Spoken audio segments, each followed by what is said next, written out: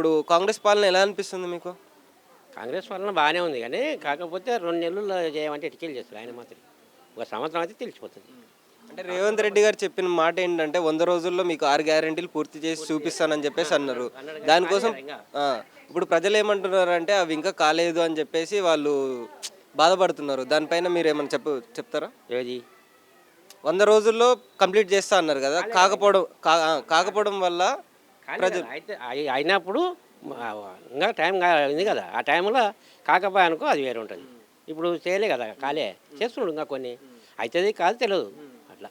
అంటే ఇప్పుడు వరకు పెట్టిన పథకాల వల్ల కూడా ప్రజలు పూర్తి మంచిగానే ఉంటాయి అంటారు. ఇప్పుడైతే మంచిగానే ఉన్నాయి, పెట్టిన పథకాలు అయితే మంచిగానే ఉన్నాయి కానీ అవి అమలు చేస్తే మంచిది అట్లా. అంటే ఫ్రీ బస్సుల వల్ల కానివ్వండి, ఇప్పుడు బస్సులు దానివల్ల ఏమి ఉపయోగం లేదని చెప్పేసి కొంతమంది అంటున్నారు. అది ఎంతవరకు వాస్తవం అంటారు? బస్సులు పెట్టేది లేకునే బస్సు ఎందుకంటే మొత్తం జనం సీట్లు దొరుకుతలేవు అట్లా. మొత్తం లేడీస్ ఎక్కుతున్నారు కదా, సీట్లు దొరుకుతలేవు. అది ఒకటి లేకుండా తగిన ఏది పెట్టినా బాగుంది.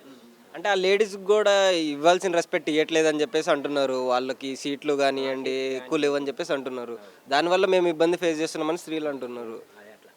అందుకొరకు ఇబ్బంది అవుతుంది. అంటే ముందు ముందు ఎలా ఉండబోతుంది అనుకుంటున్నారు కాంగ్రెస్ పాలన? కాంగ్రెస్ పరిపాలన ఫస్ట్ చేసిందే ఇదే. ఇది మొన్న వచ్చింది కదా, మొదటి నుండి చేసింది అయితే ఇదే. కాంగ్రెసే చేసింది.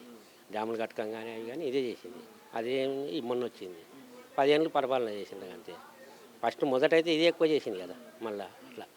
అంటే ఇప్పుడు రాబోయే ఎంపీ ఎలక్షన్స్లో కాంగ్రెస్ వస్తుందా లేకపోతే బీఆర్ఎస్కి ఎక్కువ సీట్లు వచ్చే అవకాశం ఉందంటారు? వస్తుంది, కాంగ్రెస్ వస్తుంది.